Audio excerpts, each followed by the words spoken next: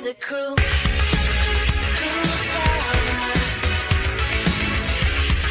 leaving me here on my own. It's a cruel summer, now we're gone.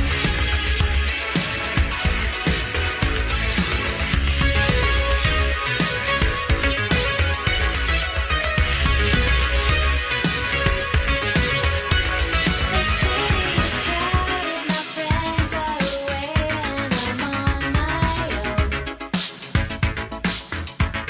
It's too hard to handle, so I gotta get up and go. It's a cruel summer, leaving me here on my own. It's a cruel summer, now you're gone. You're not the only one. It's a cruel summer, leaving me here on my own. It's a cruel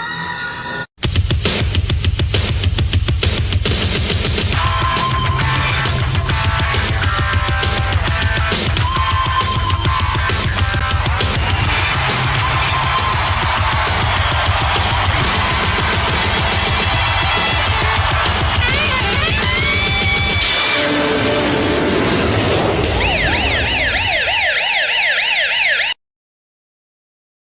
Welcome, everyone, to Monday Night Jaws 3 in 3D tonight. Coming to you from beautiful Cracker Bottom, Kentucky. I have with me one of the legends of YouTube. He's been a friend of the show. He's been a content creator for over friggin' a decade, I know. And like one of the coolest guys that I know. And I'm going to bring him in right now. Ladies and gentlemen, you probably know him as Rambo Raff. How you doing, man? Doing well. I got my mellow yellow, baby. Mellow yellow move. It's a taste that beats Mountain Dew. Talking about some coked up Dennis Quaid action. That's right. The deals, and I'm all for it. B-movie goodness. How you doing, Uncle Bill? And this, I'm doing good, man. I didn't know that, by the way, that Dennis Quaid. I mean, I knew that once I did the research for the film, but it makes this movie even better to know that he was absolutely yacked out of his mind throughout the entire film. to the gills. Yeah. There's even an interview on YouTube that he flat out admits. Someone asked, like, what's the film you've done the most coke in? And he's like, Jaws 3 for every shot. Yeah. Yeah, he's basically just says, like, every frame that you see of me in Jaws 3D, I am, like, high off my ass on cocaine. So keep that in mind for anybody watching this movie. I think it makes it more entertaining somehow or another, too. I'll tell you one thing. Hollywood needs to go back on cocaine. That's when they make better movies. Yeah. Stephen King, Master of Overdrive. You got bazookas. You got arcade machine kills. Little kids getting run over by... like a great... Go back on the cocaine. That's a movie that I would love to talk about in detail too, is Maximum Overdrive. Just from my childhood, there's very few movies that freak me out as much as when, like, the pop machine hits the guy in the head and, like, kills him. And I so wish the uncut version was available because it was even bloodier. Yeah. Like, didn't they? You know the scene in the film that everybody always talks about is where the guy gets run over, or the little kid gets run over by the steamroller. But wasn't there, like, a part where, like, they filled the thing with, like, blood or something like that? It popped like a water balloon, and apparently Stephen King showed it to George Romero, and George Romero got sick. And then Stephen King's like, yeah. But the MPA said no. No, we're good. But yeah, Green Goblin trucks. The guy has a whole bazookas for some reason, bottom of a gas station. Yep. Here's what I'm talking about. Off tangent. If you're going to do that kind of movie, go all out. Just go out and just cocaine heavy, because at least it's fun. Unlike a lot of films today where it's like, we're so serious. You're a film about killer trucks. No matter, I mean, what, you don't watch Trucks with Timothy Busfield? Yeah, I feel like that the majority of all the action movies that were made in the 80s, especially like anything with Van Damme or like, Schwarzenegger, like everybody was on coke. Trust we me. all know. Cocaine. Yeah, he was on Cocaine's a hell coke. of a drug. Sonny Landon was on coke. We all know everybody was on coke in the action films. So, Exactly. but Cocaine's a hell of a- nowadays they don't make movies like that anymore, and they damn sure don't make movies like Jaws 3. No. So,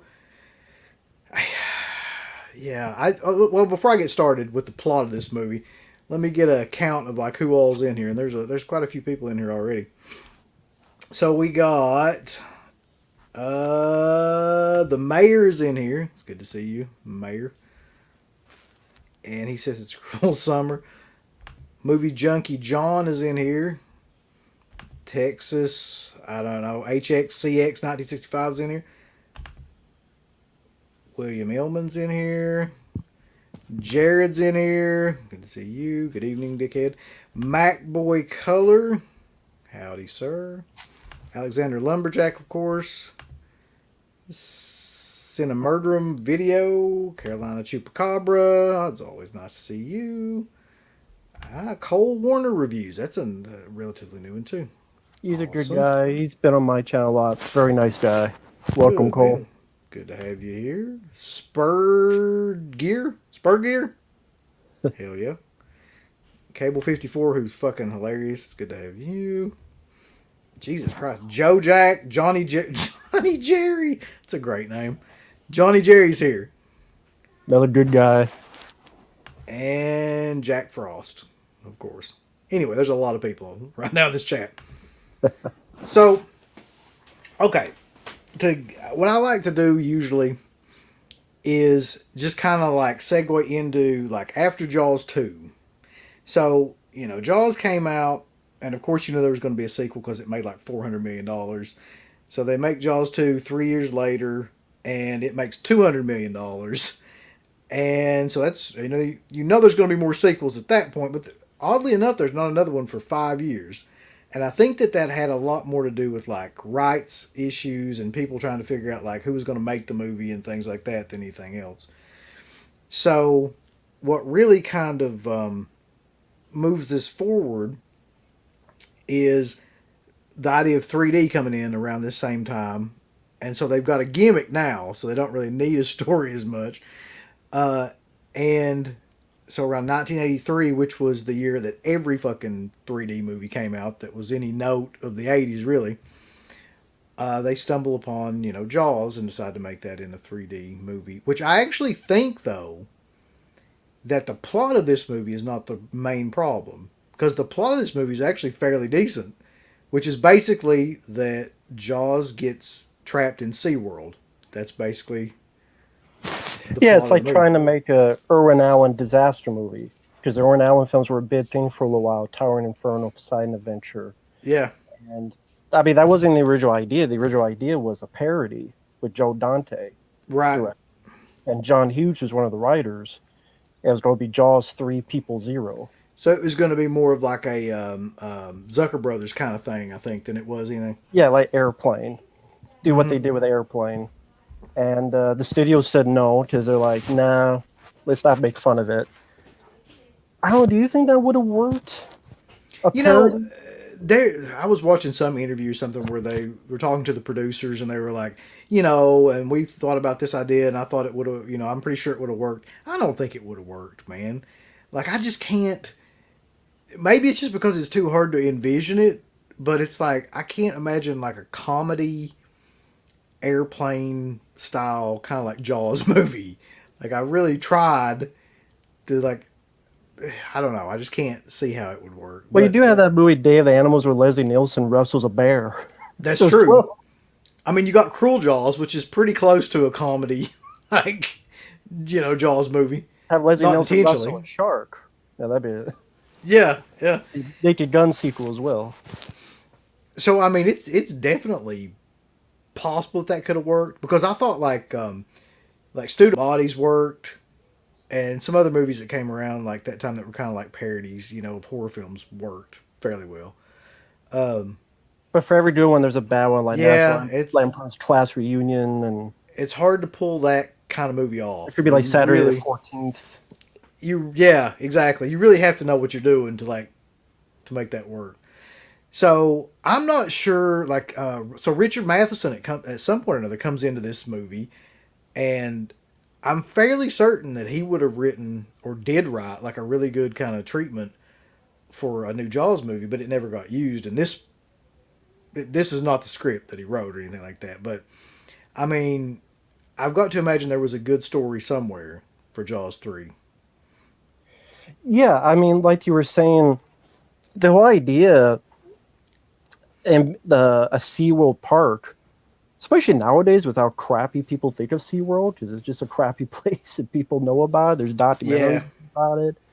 And like you were saying, there was a lot of 3D stuff. It wasn't just horror with Amityville 3D and Friday the 13th 3D, but there was Metal Storm.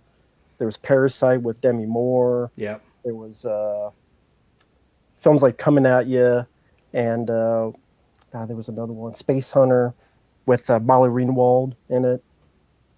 And I do think that idea in the park still makes it fun. And like, for folks who don't know, I'm actually one of the few that actually likes the film. It's goofy, it's silly, it's a B movie, but I find it entertaining. And people might be pissed. I actually like it more than part 2, although I like part 2 because of how coked up it is.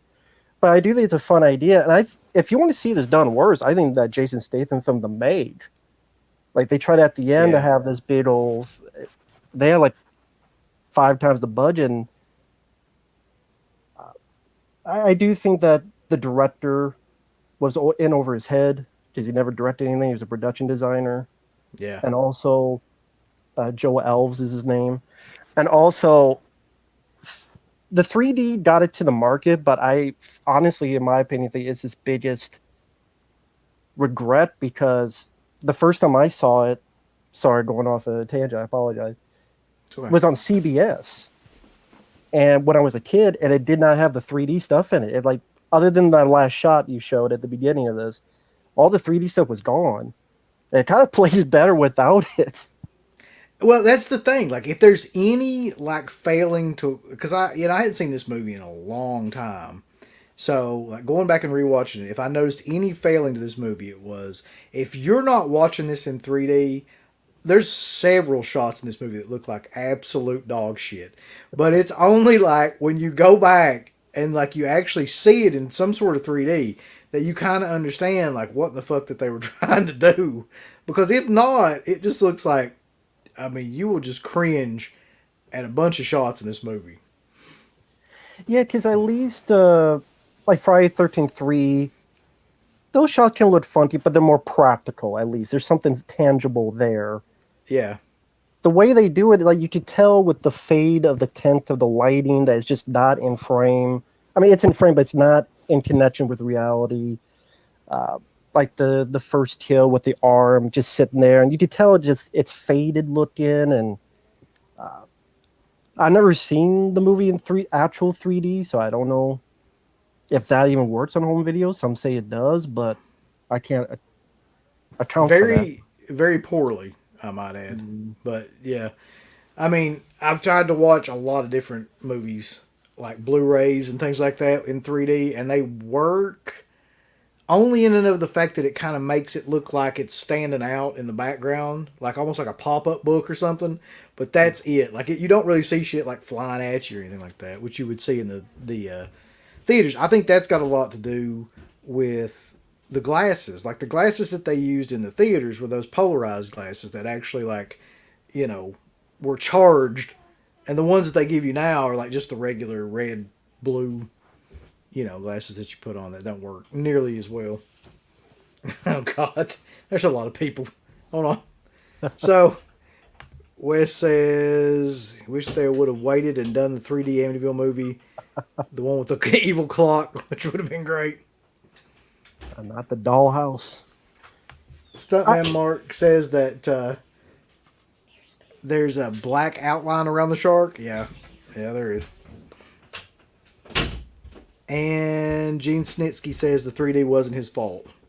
So that's good. No. So that'd be the only thing not his fault. that's right. So usually too, I want to start too with like kind of just some basic details about Jaws 3 real quick. So it was released July the 22nd, 1983 with a budget of 18 million, which I actually thought the budget would be more than that for this, just for the effects and everything, but that's a pretty small budget even for that time period for something like this. And it did a box office of 88 million, so basically half of what Jaws 2 did. Which that seems to be the common theme. Like it goes half every time you do a sequel of what the last one was. Absolutely. I mean, you gotta think of how many people were disappointed in Jaws 2. And I like Jaws 2. I like Roy Scheider in it, but there's a lot of people that thought A, it didn't need a sequel, or B, that it was just a subpar or downgrade. And so those people are not going to come back for a third one. And very few, there are franchises that did better. I mean, how Marvel, Fast and Furious, take your pick with nowadays. But back then, like you mentioned, the budget, that's probably why it was so much smaller. Even with the 3D gimmick, they did not have, they had faith they would make a profit, but not as much as even the second one. And it's kind of, even with other sequels, they diminished their budgets because of that. Yeah, I mean it's crazy to me. I mean that doesn't sound like anything nowadays, and it actually made a pretty decent profit. I mean, if you think you take $18 million movie and make $88 million out of it, that's pretty good. So, I mean, it's still a cash cow at this point. But, well, we'll talk about it later. Like I think it like by the end of this movie, I think that they were probably more like shit. Like what are we gonna do now? So, pretty decent cast in this movie, though. I was actually amazed at how many people in this movie would go on and actually do some really, really good stuff, considering like it's Jaws 3D. I mean, you've got Lou Gossett Jr., who he made a lot of films in the '80s, probably most notably like Iron Eagle, and Wait, this is the first film he did after he won the Oscar for An Officer and a oh, Gentleman. Officer and Gentleman, yeah, yeah, I know. Which So makes sense because this is the payoff movie. This is like repay. yeah, and of course Dennis Quaid, who I'm not sure how many movies did he do before this. Was this like one of his first? He did a couple. Like kind of not teen sitcoms, but he did a couple with the director of Dreamscape, which would be come out after this. He did about 2 movies before that.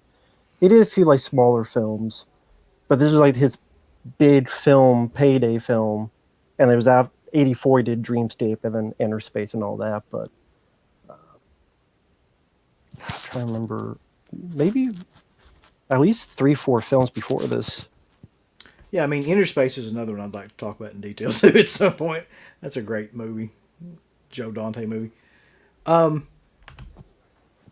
Bullet Bess Armstrong, who I constantly and still to this day get confused with Frances McDormand.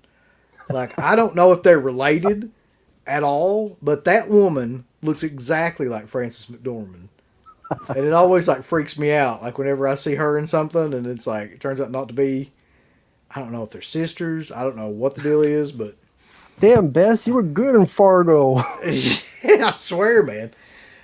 And then Leah Thompson, who I did not at all remember was in this movie, but is like in it as she plays one of the Brody's girlfriends. Yep, the younger brother. The brother of Dennis Quaid's character. I guess it's Sean. Is it Sean Brody? That's the younger I one. believe so. I'm never good with names, but that sounds about right. I think that's true. So okay.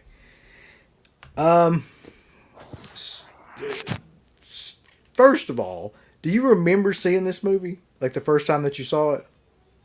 Yeah, it was tape. Back in the day, we only had 4 channels in the middle of nowhere in Iowa, so we'd only rent tapes, either rent tapes at the grocery store, gas station, or watch on TV. And it was CBS. And we taped it on the VHS tape. I think it was like Jaws 1 and Jaws 3. And I don't know why, for me, all the time, I would see them randomly. Like, I saw Halloween 2 for years. It was like 5 years before I saw the first one. And that would happen. Yeah. I was just gonna say I think that's true for me too.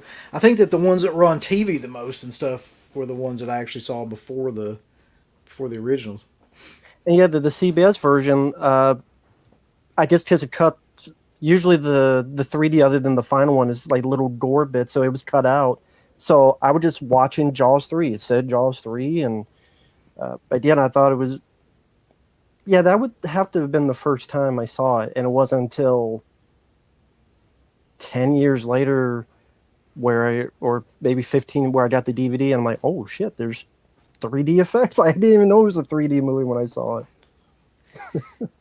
I think that I can't remember exactly when, but I know that I saw this movie on VHS around the time, like maybe a couple years after it came out, because like it had to be one of the earlier ones that I would have seen on VHS. Because I remember certain parts of the movie that freaked me out as a kid, and even though you look at it now and you're like, holy shit, like this is really bad, and like some of the effects are really really cheesy. Like the idea that a shark breaks through like this glass and in this underground tunnel and all this stuff, like that's just a terrifying thought when you're a kid anyway. Yeah, but like they'd have the budget or the. I think the 3D really screwed them up with how you had to shoot that. I think if they didn't go 3D, if they just called it Jaws 3, I think they could have shot better scenes like Jaws 2 in them, even for that time. Oh yeah. But there is one scene that I will admit is the creepiest shark kill I've seen and stuck with me since I was a kid. There's one scene. I bet I know which one it is too. Well, there's two. There's actually two in this movie where I was kind of like, wow, that's actually pretty like terrifying, and the rest of them are kind of silly, but like Is one is pulverized? pulverized. I The guess guy in the mouth. yes, yeah, that's one of them for sure. And then there's two, right? So there's the one where the British guy is like swallowed whole, and you can see him like He's like fighting to broke. get out. It's Yeah. like then there's the other one towards the very end where like one of the assistants or whatever is like in the Jaws mouth, and you Oh, just it's see it full- like going like yeah. that, and then blood and stuff's like going all over the place. So I was like, wow, I mean those are pretty convincing, but like then some of the other stuff you're just kind of like, But those two were pretty good. Even the opening, like I say, if they didn't go with the 3D, I know I keep harping this, I apologize, but when it's like you don't see a lot of the shark for a good chunk because they knew it wouldn't look good. It's like the first kill is either POV or blood or sound effects where the guy's fixing the gate, and then it's when that arm comes in that looks weird and crappy. It's like Yeah, I get but edited see, out.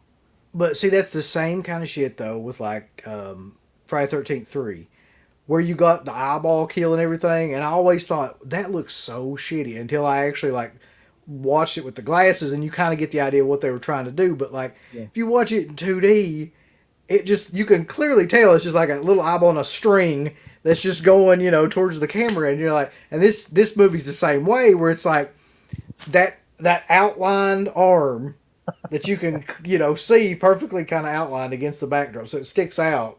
Yeah, and then especially at the end too, where we'll talk about the two scenes that like at the end where I was kind of like, this needs to be seen in 3D, or you're just going to think it's dog shit. But yeah. Let's see. Okay, so I agree with this too. Scott says that Dennis Quaid and Bess Armstrong made for a good on-screen couple. They really felt like a real couple. I think that they actually did a really good job in this movie. That the chemistry between, especially Bess Armstrong, like she really came across as like that's what she did. That was that was kind of her passion. Yeah, she didn't feel like she was, and in all seriousness, that's one of the reasons why I do like the film is I do like the cast. I mean, it might not be Gossett Jr.'s, shining hour. That's Iron Eagle, but It really is, though, isn't it? they still like that couple worked well, and that's honestly one of the reasons why I do like Jaws 2. I like this film more because I do love Roy Scheider, but there's like 50 minutes of just these kids sailing.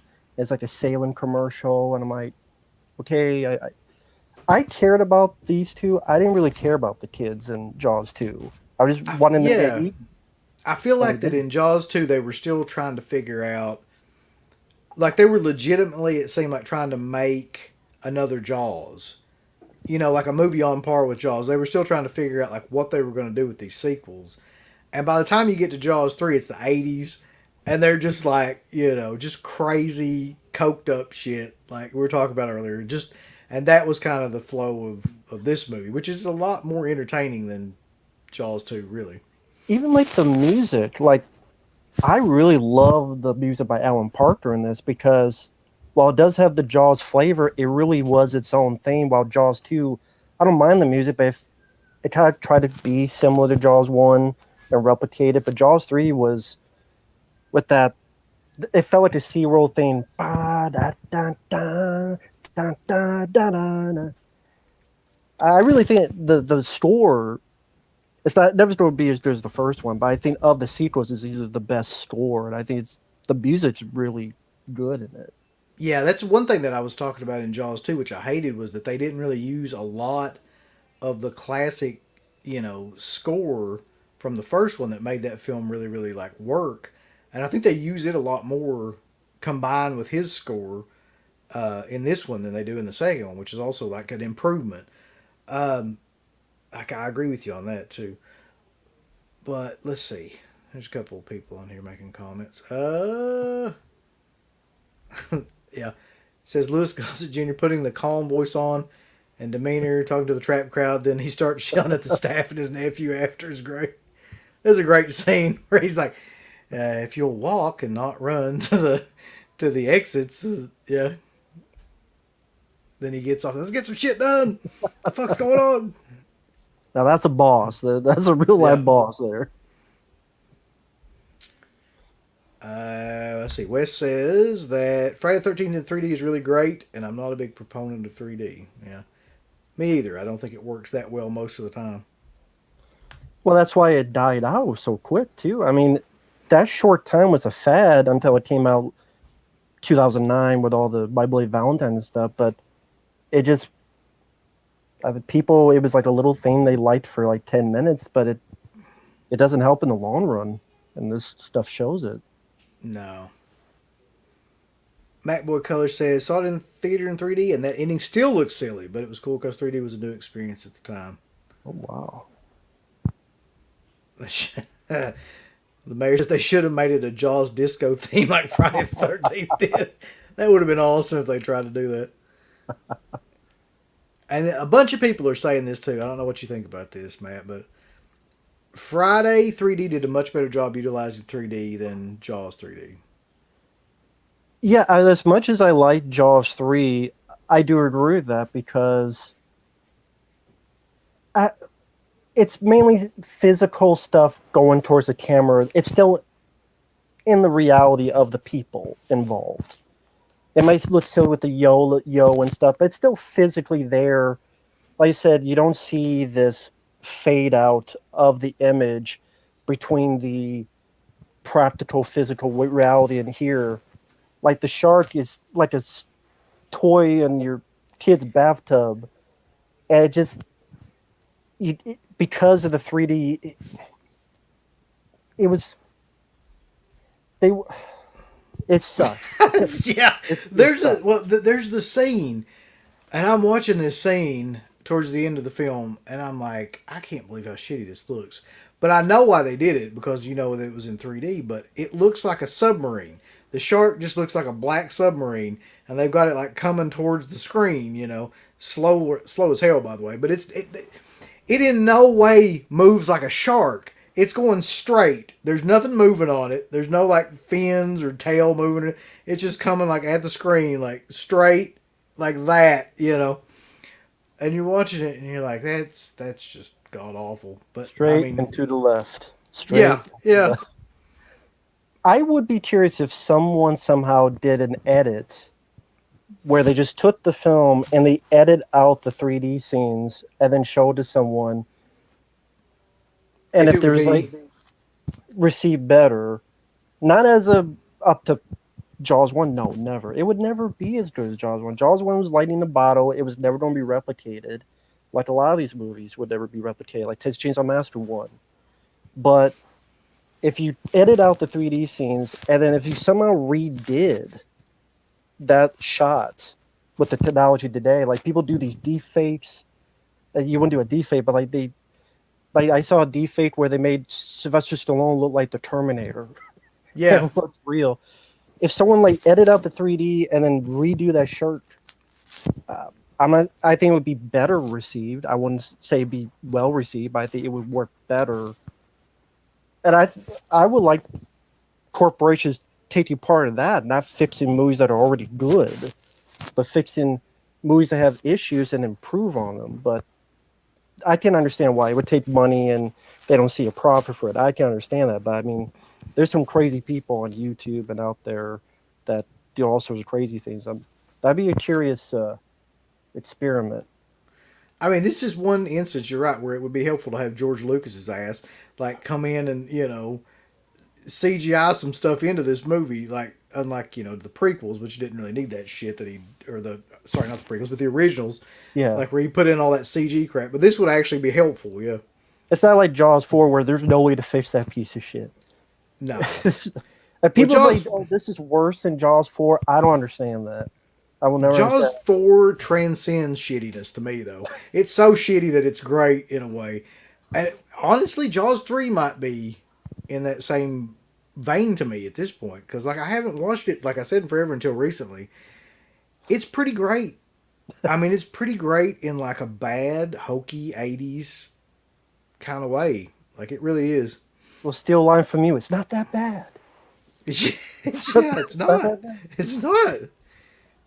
And I'm the guy that has been going on about Dracula 3D, so I said that's not that bad. So we got a super chat though. Bobby Reynolds, thank you, man. $5 super chat. He says best and worst 3D effect. I guess he's asking like what's the best and the worst 3D effect from this movie Of this movie or all 3D movies? I don't know. I'm assuming this movie though. The bit at the end is the worst. It's the one that anyone thinks of this film in a bad note. Understandably so. We were talking about it looks like a toy. It's not moving. It barely moves. It's like a shark. I should say Yeah. this. It's kind of like a shark who's kind of retarded. You can't say that anymore, man. You can't fucking. We're not in this. Yeah, Hey, blame South Park. I just watched the episode of South Park. but where it's Cartman's exactly in the like Special that. Olympics. It's exactly that. Blame South Park. I just watched one where Cartman was in the Special Olympics and still lost. He was too fat. But it's just that's the worst. I don't know I'll tell what you the something. best. Yeah. I'll tell you something else about this movie too. Like I didn't realize that a shark could behave much like a fucking Mack truck where it can back up and like go forward and ram shit, but it does in this movie. The shark actually hits the side of like I don't know what it is. It's trying to bust into something like a boat or something like that. Hits it, then backs up and hits it Well, again. at the end too, when it's trying to get in. Yeah, trying to get into the. It's like Yeah. sharks don't back up. But It's great though. And see, that's what I mean though. It's so ridiculous that it's actually great to watch. Like you watch some of those scenes. Manic Exorcism says that for whatever reason, this movie has more memorable scenes in it than any of the other in the franchise. I wouldn't say compared to the first one. I hope that he's not talking about the first one. Yeah, I hope But he's the talking about the sequels- sequels. I would agree. I mean, it's my, and I know people's like, what? Jaws 2's, I understand. I like Jaws 2, but Jaws 3, I like the best in Dennis Quaid stuff. I like the Dennis Quaid being coked up. He was fun. No overtime. Just Yeah, doing exactly. stuff. And when he's going crazy trying to warn people, that's totally coked out. Get out of the water now. He's flipping. His golf cart's flipping. He's just totally coked up. The dolphins are probably coked up too. I mean, everybody's coked up. Everything is coked in this movie head to the gills, and that's kind of a pun. So let me ask you, what do you think about the look of the shark itself when it's not in 3D, like the actual just the regular shark. I mean, with the technology back then, I guess I'm being lenient because I don't know. I guess for me, it never bothered me, but I can understand why people say. I mean, unless you have the technology today, and even then they just go to CGI. I don't know how you would make it look, because sharks themselves kind of look lifeless in themselves with the eyes and the way they move. Maybe it's just because I grew up with it, I got used to it. But if a brand new person saw this, they'd be like, I don't know about that. I think with the budget and with the size they had to make it, it's not state of the art. I think that's why, again, for a good chunk of the movie, they hide the look of it. And I like it better the way Jaws 4 looks when it's going up Yeah. and roaring like a lion and whatever the hell it's doing. I mean, I just think that I actually didn't like the look of Jaws in Jaws 2. I mean, I thought that it was okay, but it was too, like, the head of it was too kind of like boxy, and they made it look like it had like a hinge on it. Like the jaws were shaped where you could clearly tell that there was a hinge that was like moving the mouth and things like that. And in this one, I think that the whole shark is just a little too just big and kind of like boxy looking. Like it's not. It doesn't look like a real shark in terms of like how sleek that they are and that the way that they can move and things like that. Yeah, they try to make it was it 35-foot. Yeah, like it's freaking Monster. huge, kind of like prehistoric looking monster shark in this movie. So I wasn't actually thrilled about the way that, but I will say that like I didn't remember that it has some really cool, like two different scenes where they actually utilize the jaws. The one scene being where the British guy's stuck inside the shark and you can see the mouth like moving, which is an awesome scene. And then towards the end, where the dude gets in there with the grenade and everything and is kind of stuck and the mouth keeps opening and you can see, which they never did anything like that in the other movies, where you can see inside through the front, of the the jaws. When I was a kid, that scene of any shark kill for some reason always creeped me out. Because there's one thing you get bit and it's fast, or you get eaten and it's fast. Like even Quint, he gets grabbed. He's a little suffering, but then he's dead. But when you're stuck there and you think like you're gonna get out, but you're just squished and pulverized. I mean, number one, to be able to do that, if that's why one of the reasons why they made it so big in order to have that scene, I can live with it. But at the same time, I don't know, for some reason the idea of being pulverized just creeps me out more than just being bit. Yeah. It's like the embarrassment, not only are you dead, but it's the embarrassment of, I got food stuck in my teeth, like stuck in my mouth, and I'm going to carry you all around doing this like fight the power pose. But you're right though. It's a horrible idea of being like eaten alive, like whole, like that. Where you're just kind of like stuck in there. I mean, that is kind of like terrifying. But anyway, okay. We go through all this, and I'm just now like getting through the plot of the actual fucking movie. So, just to kind of like summarize it, there is a group of like, what would you call them? Like they're water skiers, but they're the kind that like do the formations or whatever. You know what I mean? Like, yeah, I mean, I don't know the exact term, but I mean, water skiers is a good way. They're performers for the SeaWorld. They're theatrical in nature. Like they do the trick stuff where they stand on top of each other, I guess. Yeah. And so that apparently attracts Jaws in this movie, or a shark in this movie, and they're out in the ocean, and then they go from that into the actual SeaWorld, and there's a gate that closes and kind of separates the two. And so the shark kind of gets hung in the gate that's following them, and guy goes down who's like a mechanic to try to like fix the gate or whatever. He gets eaten. He's the arm that you see at the beginning of the movie and all that. And then a couple other, I don't remember what the other two fuckers are doing. Like, are they still in Coral Reef or something like that? Like right after that, there's two other guys that are like down there. Oh, I think they're like thieves or something. Like they're trying to, if because they were trying to be sneaky, trying to steal stuff. I don't know what the hell they were stealing. Maybe something to sell, like Yeah, some. and they get eaten. And Which this. Oh, yeah, go ahead. I was gonna say that's another instance I didn't mind where, despite Joel's could have had a better director who's more experienced. I thought he did the smart thing with in that scene. If the effect isn't that good, use your imagination. So it's the light, the him being pulled down, the raft breaking up. Yeah.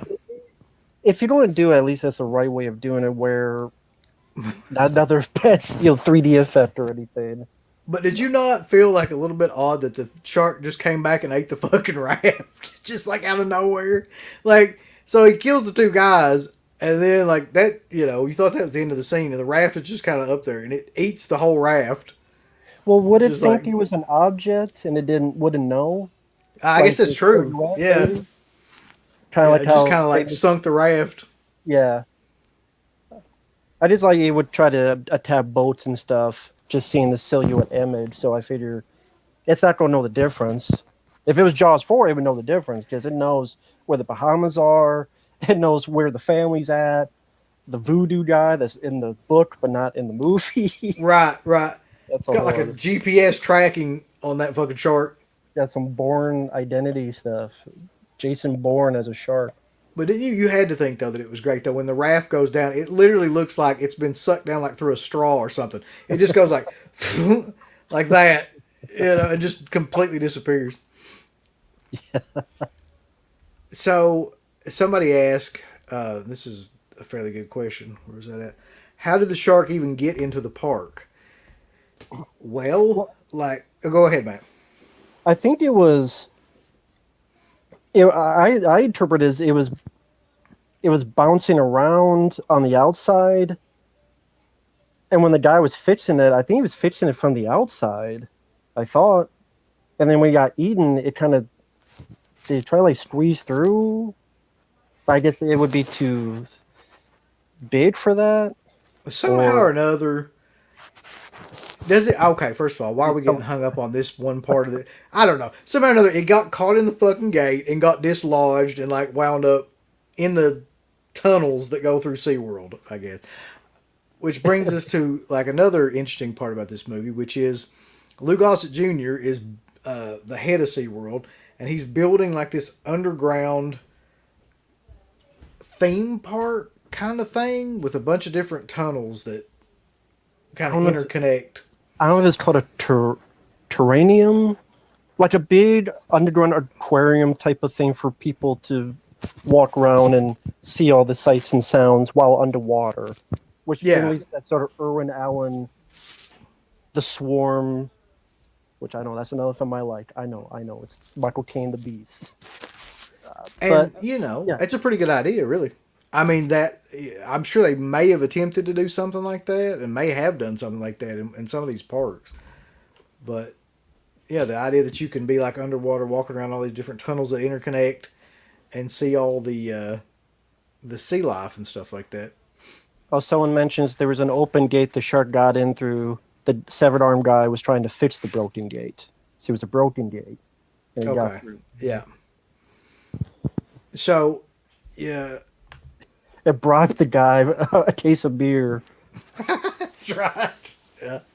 I mean, it really doesn't matter that much. Overtime. And then I guess after that, you're kind of introduced to Mike Brody, who's played by Dennis Quaid, and Kay, who's played by Bullet Bess Armstrong. Let me ask you, do you prefer Dennis Quaid's version or Lance Guest's version, since he plays the same character? That's a good question, man. I probably would prefer Dennis Quaid. I mean, he's definitely more animated, and for obvious reasons. yeah. But I mean, he's really not that bad in this movie. I mean, he's clearly out of his head, but I don't think either one of them, like him or Bess Armstrong, are that bad. Yeah, I really enjoy both of them. I don't know why. Like you said, Bess Armstrong reminded you of Frances McDormand. Not on looks, but personality remind me a little bit of Amy Steele, personality Yeah, wise. Not look yeah, wise, but yeah. yeah. You're right. She's very like I don't know. There's something about that character that's great and kind of like completely believable in that role. Um, and the next part of the movie though is the one where I was just kind of like, this looks like horseshit. So they go to find the mechanic, Dennis Quaid and Bess Armstrong, and they get in this fucking thing that I guess was a thing back in the '80s, where it's like it's a yellow submarine. It's what it is. It's like this tiny little two-person seater, like tiny submarine thing that looks. I swear to God, I've got a toy in there for my son that looks exactly like what this damn thing looks like in this movie. So Yeah, the budget wasn't there for that scene. I can admit that. yeah, and it Small. just you can tell that the background is just kind of a matte, and the thing is just moving through it. You know what I mean? Like it's just they've kind of superimposed that on top of like the background.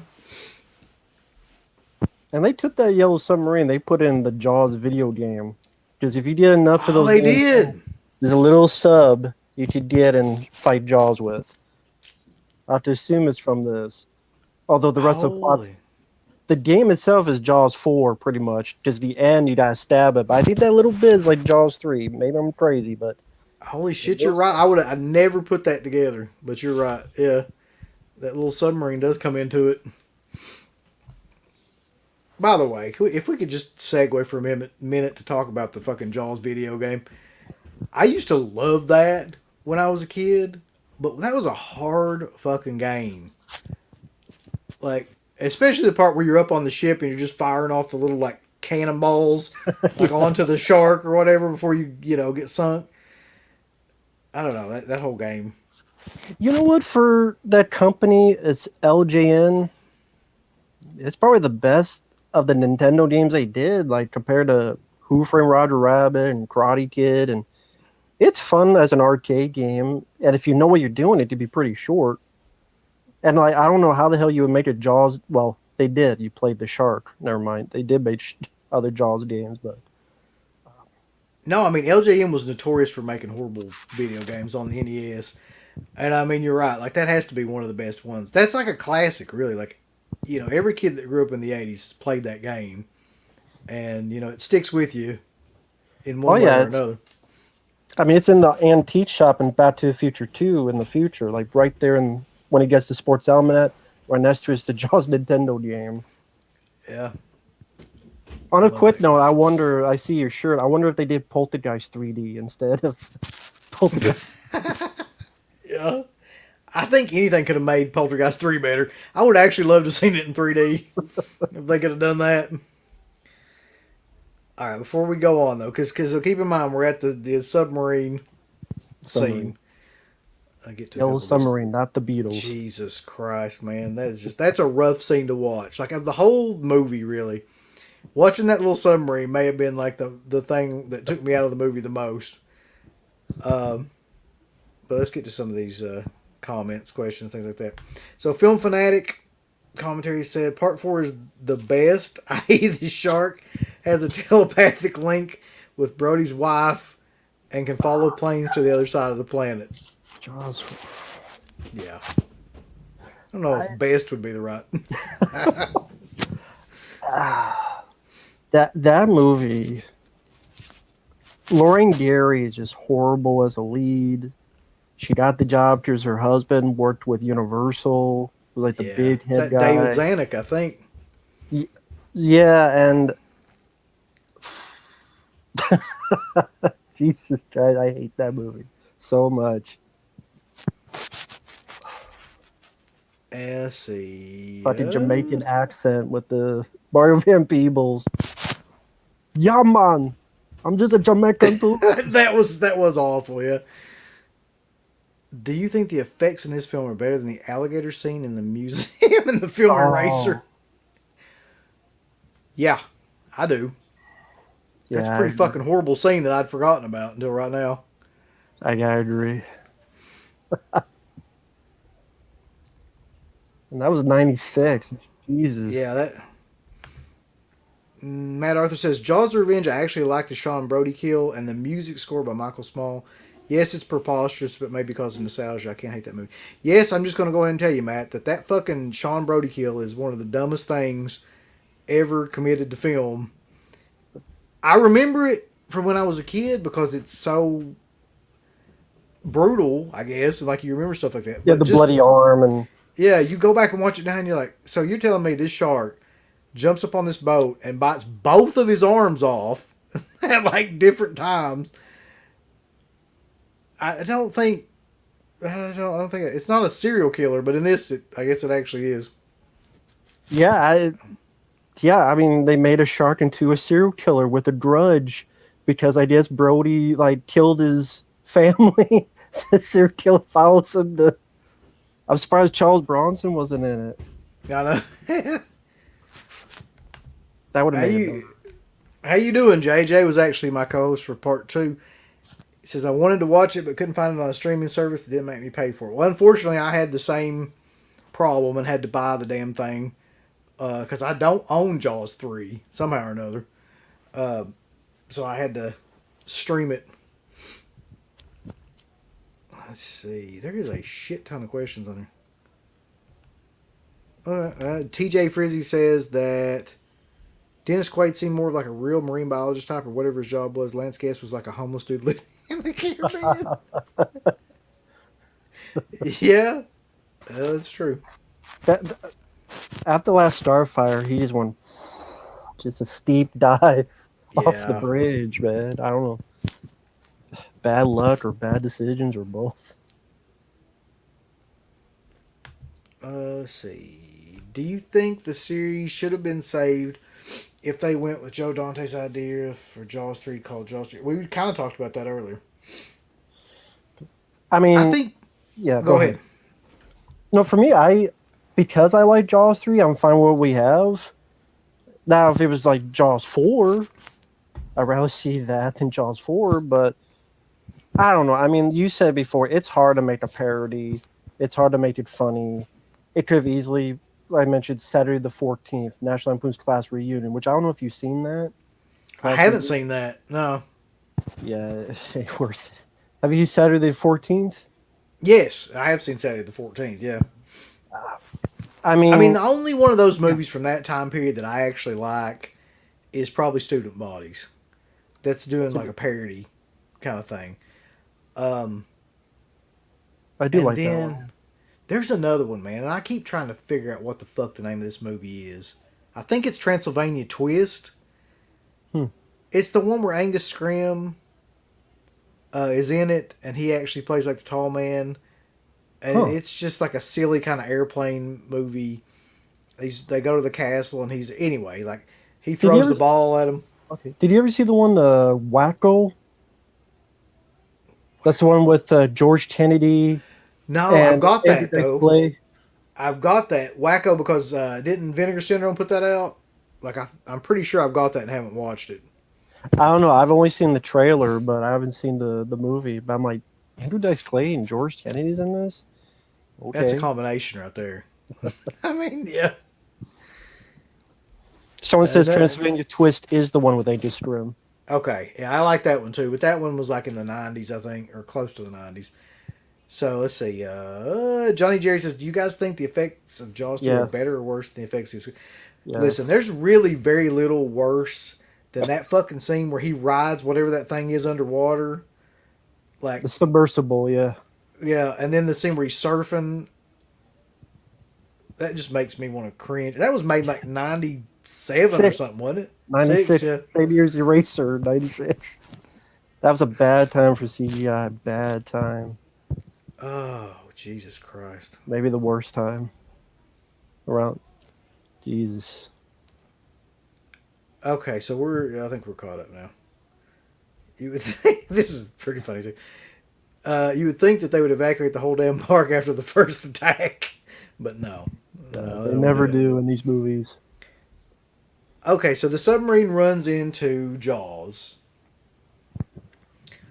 and you see how damn big the thing is, and then this is one of the scenes where it's like backing up, running, like trying to like, get to them in the submarine, and somehow or another they get out of the submarine. I can't remember how, if it like turns it over or something, but because this is the scene where they ride the fucking dolphins back to SeaWorld to safety. Yeah, I'm trying to think if they get out to investigate something and then the shark is there. Just they're trying to find. Yeah, they were trying to find the guy that was missing, I believe. Shows where my memory's at. Yeah. And yeah, I mean the dolphins, like they grab it and it takes them up. How you feel about the dolphins? Maybe because I like dolphins. I didn't mind it, but some I might don't know. also be goofy.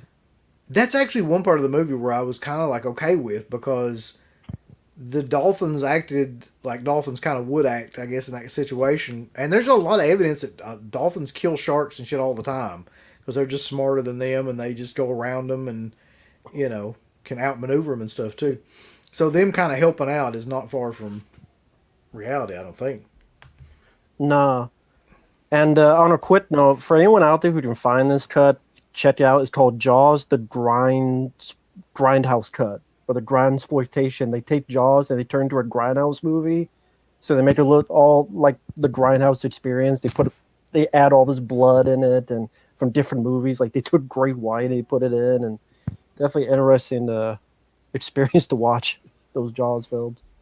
And they did one for Jaws 3 as well, but. I've never heard of that, actually. The Grindhouse cut? I think it's called the Sharksploitation cut. Jaws, the Sharkploitation. That's a really good... Yeah, I have to try to track that down. The dolphins were the unsung heroes of the movie. Yeah. So, one other thing about it, though, too, around this scene, is that they actually throw you a curveball, because the shark that they're like looking for, or that they find in that particular scene, and go back and capture, is actually not the fucking real shark. It's like the baby shark, which, these movies have kind of hinted at this for a long time, but this is the first one where it's directly kind of like a baby shark of the shark in the film. Because, like, where are all these great whites coming from? So, like, the first one and the second one is kind of, it's not directly said, but it's kind of like alluded that that's, one of the offspring of the first shark. So, this one takes that idea and runs with it. Yeah, they do a whole scene where that's when the British guy comes in, and he is hired to hunt the thing, and they don't want to use grenades in it. And then it's one of those 3D things with the harpoon. Yep. It goes towards camera like Friday 13-3, and it hits the fin, and they grab the baby shark to nurse it, and then Louis Gossett Jr. wants to use it, of course, to make some money off it. Yeah. Well, and this is true, too, isn't it? Like, I think this part's true. They say that no great white shark has ever been able to live in captivity. And I believe that that's accurate. Like, I don't think that they've ever been able to, like, keep one. Like, any of these places like SeaWorld or anything else like that. Did they ever say the reason? I mean, not in the movie, but I don't know I'm trying to remember what the reason is. Just the temperature, or just the environment, or just the ability to feed? I'm not sure what the reason is for why that's the case. That's a good question, but no, they never say it in this, and I don't know that I've ever heard exactly what the reason is either. But in this one, so of course, like, they want to make money off of it, they keep it in captivity, like you were saying, try to get people to come to SeaWorld and, like, watch. And Francis McDormand, Bess Armstrong, is like great in those scenes too, where she's trying to like nurse the shark, and she's trying to like help it, get acclimated to the water and keep it alive and stuff like that. She actually like really seems like she knows what she's doing in those scenes. And of course, the baby shark dies, which I guess they are insinuating infuriates the mama shark. But they don't even know that that's not the shark at that point. They find out. No, they thought they got the shark. This is the one who did it. And I thought the shark in that scene looked decent, because maybe it's physical in there when it turns over and dies like that. effect didn't look too bad, but I think the way they hit it in the water made it work. And that leads to I did not mind the makeup of the body they find where the guy's been skinned pretty much. They find with the autopsy, the guy's like his arms missing and there's like a bone sticking out and he's been like filleted, he's been like skinned. I don't know, I just thought that was kind of cool because there's little bits of gore in Jaws, but I remember when I first saw it, I went, wow, that's a very gory shot, that reveal. Yeah, I didn't mind that either. Actually, I thought that was a pretty good makeup effect too. And I mean, there's certain things in this movie, man, that aren't like in terms of practical effects that aren't that bad. They just relied way too much on visual effects because of the 3D. But all the practical stuff in this movie is pretty decent, really. Makes me wish that they had kind of stuck with that, but I guess that's neither here nor there to it. But the ending or the last act of this movie is actually pretty great. And that's one thing I'll say that's consistent about all these Jaws movies. Well, at least the first three anyway, is that, we haven't got to Jaws for you, is that the endings of the movies are all really, really good. Because, like, even the ending of Jaws 2, like, jack shit happens in the first half of that movie. It really doesn't. Like, nothing, like, really worthwhile. But the second half, when the kids, go off to the lighthouse and everything, and the sharks, like, basically finds them, that's actually pretty good.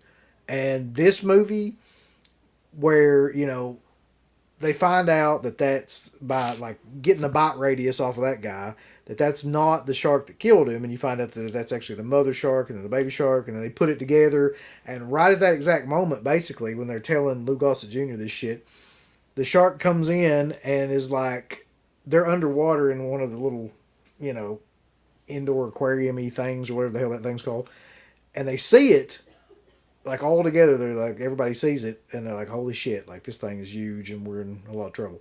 Shark's like, I heard you, you motherfuckers. I heard you. The shark is like out for vengeance. It's like Steven Seagal shark at that point.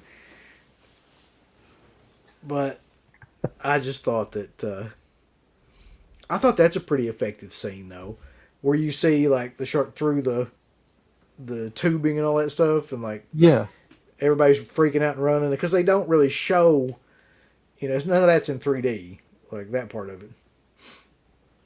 No, and that's, like you said before, that's, I think, what they should have stuck with.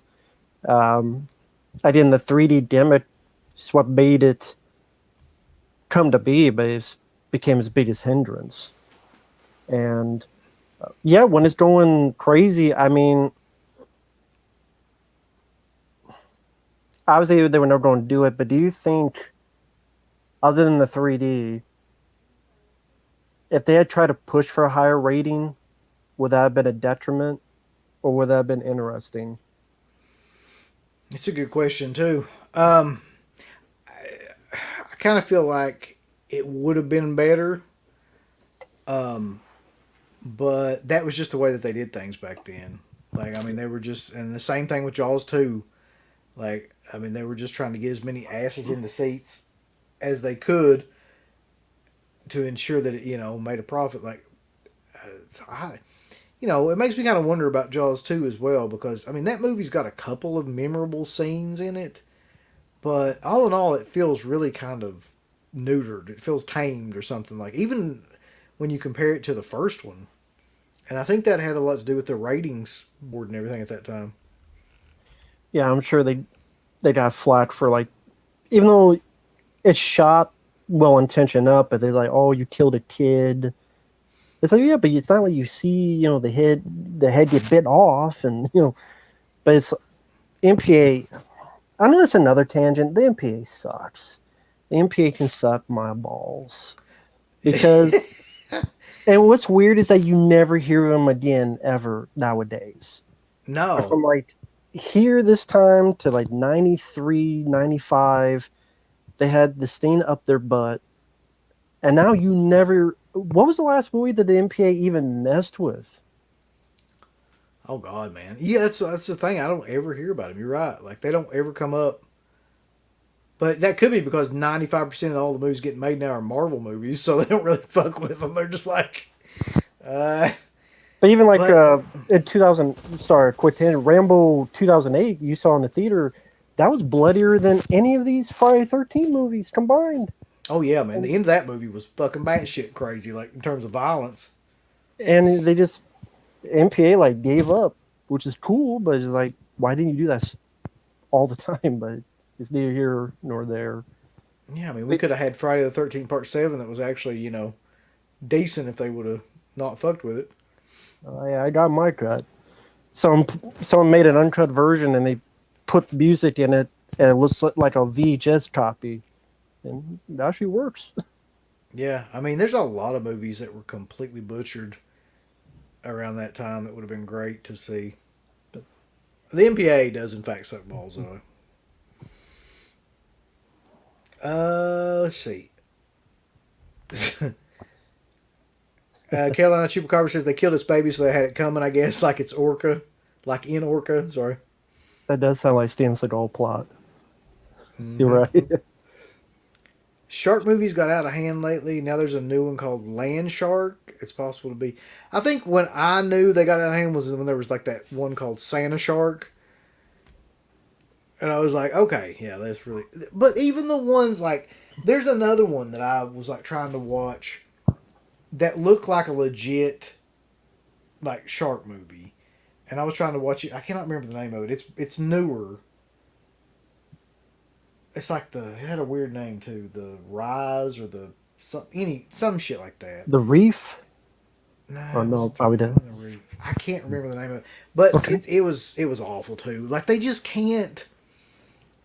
I don't know what it is. Like they can't get those kind of movies right. Like the shark movies. The only Yeah. one that I saw where I was kind of like, okay, this is fairly decent was The Shallows. I did like that one. I did like The Shallows.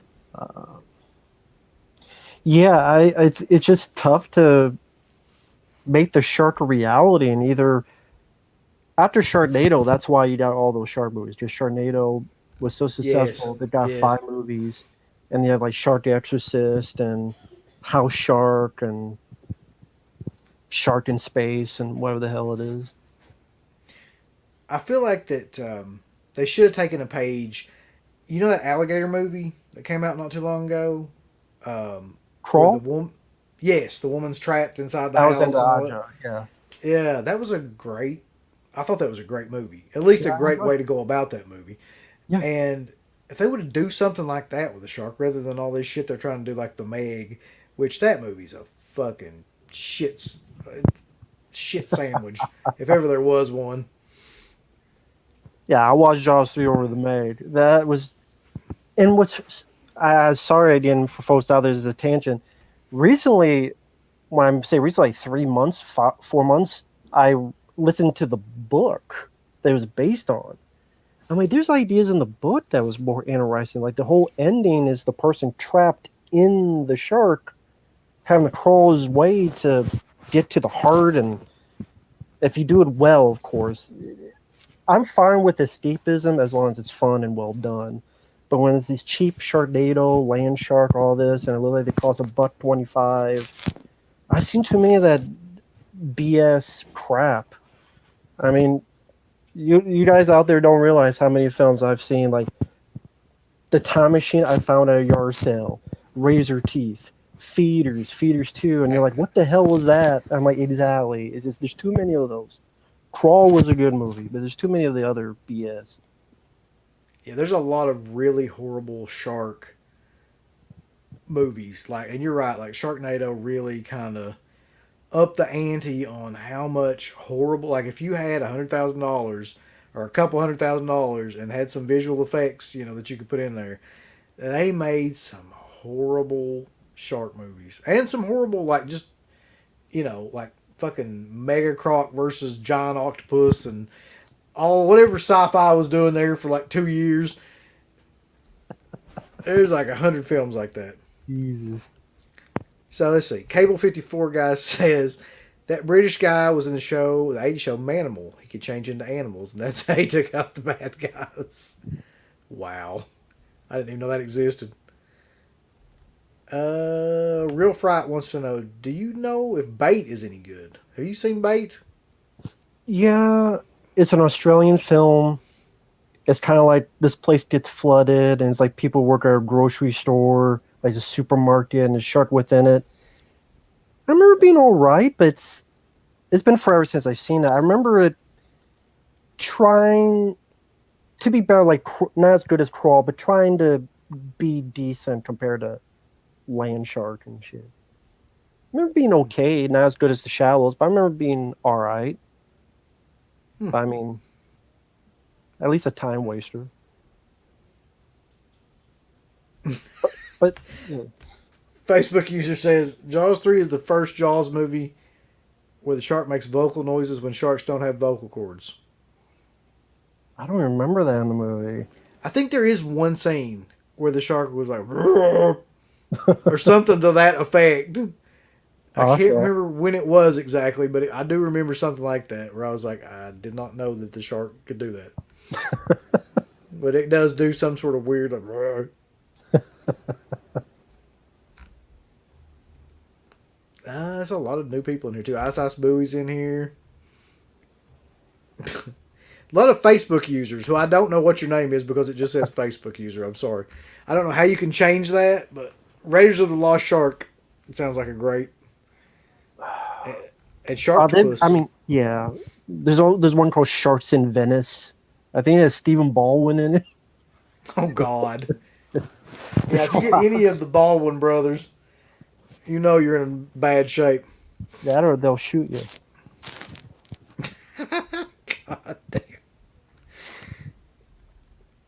All right, so the third act of the film, which is great and batshit insane at the same time, is so you know the shark gets loose inside, and it's pissed off at this point, by the way, because not only is it stuck in SeaWorld, which is bad enough, but it's just got its baby killed, and it's not happy. So it begins to wreak havoc on the inside of this park, and it takes down like a water skier. And in probably my favorite scene in the movie, and I remember this from when I was a kid because it freaked me out so much too. There's a scene where they're giving like a guided tour of, you know, the whole, what did you call it? I think it's called Terranium, but it's like an underground yeah, aquarium type of thing. And there's like this guided tour, like you would imagine it would be, like in SeaWorld. And, you know, all of a sudden, the shark comes in and just rams the side of the fucking tube, and all the bolts and everything fly out, and like it starts to flood, and they all get kind of trapped in these, you know, underwater compartments where they're kind of just stuck there, all the tourists or whatever. Which brings to mind an interesting question for me. Why the hell would SeaWorld want to be in this movie? Because this whole movie is just like, I mean, you see a couple of things in the beginning with, like, you know, Shamu's in it, or a orca that's supposed to be Shamu's in it. So I guess there's that, but like the majority of this movie is just like murder and carnage and a shark loose in SeaWorld, and like these people that are in this SeaWorld thing trapped and like fighting for their lives and shit. It's like, it doesn't seem like the kind of publicity that SeaWorld would want. I think I can only assume it's just, hey, it's publicity. I mean, it's some kind of publicity, and it's a big popular franchise, and I don't know, that crazy people be like, I'm going to go ahead and go for it anyway, and I mean, it's not any worse publicity than what they got later. Yeah, I mean, that's true. I guess at that point, you know, back then SeaWorld was like looked upon with great kind of reverence. You know, people still wanted to go there, and it was like nobody really knew what was going on in SeaWorld or exactly. And I guess they were just kind of like McDonald's at that time, where they're like, fuck it, you know, any publicity is good publicity, so we'll, you know, nobody really asks us to do tie-ins with movies, so we'll do whatever. Yeah, you never know what the higher ups are thinking at that point either. It's like, I mean, this is random, but like the other day, find out about whoever owned the rights to Winnie the Pooh. Now they're off free will, and now someone's doing a Winnie the Pooh horror movie. That's right. Yeah, I saw that. The trailer for that. Yeah. So maybe at this time they were just more loose. Maybe they're coked up too. That's true. Yeah. It is 83. But I don't know, man. That scene stuck with me though a lot though. The scene where they're all kind of trapped there and everybody's freaking out and they're trapped under in the tunnels and stuff. Because what the hell would you do in a situation like that? You're underwater, completely, and like you're just kind of stuck. And they even said something like the oxygen's, going out, so everybody just, you can't panic or anything like that, or you'll use up all the oxygen. Just bizarre, man. And it made it different. It didn't feel like a carbon copy of the first. And there are movies I enjoy that are very similar to the previous, but it's not always successful. But I like when a sequel tries to do something different. Jaws 2 kind of felt like it's trying to be the first one in a way. Roy Scheider, no one believes him again. And I think Roy Scheider is good, but it's like, okay, no one believes him again. Seriously? After what happened? Like, they're still not going to believe you? This, at least with a different environment and a different setting, a different tone, not tone, but different direction, at least it felt a bit more unique, and I can appreciate that. It did though have a different tone, really, than the first two, because the first two were trying to be like dead on serious, and I feel like this one is a little bit more campy and a little bit more like, I don't know, like A bit more B movie. yeah, they were trying some stuff in this one that was a little bit more than what they were doing in the first two. And so okay, so they're trapped in the thing, and then the shark is basically just fucking going haywire on everything in the park because it's angry and fucking jacked up on coke too, probably. And Stolen from Dennis Quaid. yeah, the shark and Disc are doing bumps off the side of the aquarium. But anyway, so they at some point or another, the Lou Gossett Jr. character orders like the pumps to be shut down. They're going to try to like suffocate the shark to death, and the dolphins come back and start fucking with the shark and give like Dennis Quaid and the rest of them enough time to kind of escape, from this, and they end up in the control room with Lou Gossett Jr. And the control room is like this main centralized part of this. If you can imagine, like a Pentagon almost. We had all these like, It's a tunnels central going out. Yeah. central hub of Yeah. this compound. And so they're all inside this. Kind of like, not quite, but kind of like Deep Blue Sea, where that was underground. Yes. Yeah. I don't know if they Not stole that from underground. Jaws 3, but you're right. It's very similar to that. And this is the scene in the movie where I was kind of like, this doesn't work in any way except 3D. Like, you can't watch this scene in 2D. Yeah. So they're all sitting there. This is the killer part about it, too. They're all sitting there, and it just, yeah. It's in slow motion, too, which makes it even worse. Because they're in slow motion, and, like, they're like, no! And the fucking thing is just like a turd in a punch bowl, just floating, like, right directly like that towards your, And then the glass breaks, but the shark comes like a dead stop. Just like, I mean, the way it's edited, it looks like the shark just stops, Yes. And then everything floods. But this next scene, though, is pretty good. So you go from that stupid shit to, like, the following scene where it's all kind of practical stuff, which is actually really good, which is the whole control room gets flooded.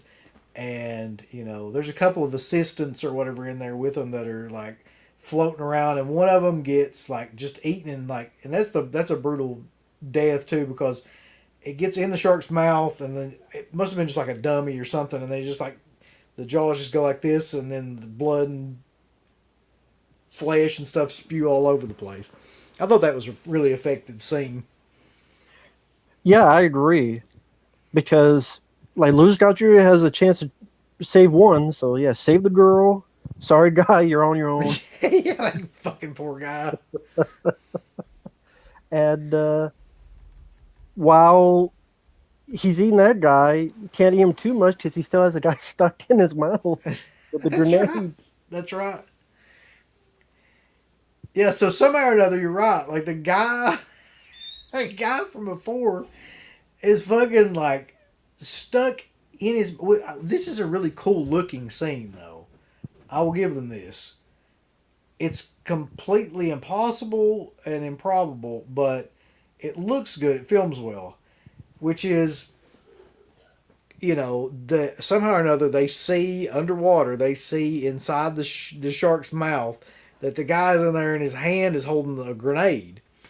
Yeah. And so, yeah, I don't remember what if they use something like some sort of stick or something like that to pull the Yes, pin on the like a grenade. hook, like a type of hook, in order to try to grab the pin of the grenade, and they miss it a couple, and then they finally get the pin, and then they finally pull it, and then it's really bad 3D explosion that just like, come on, movie.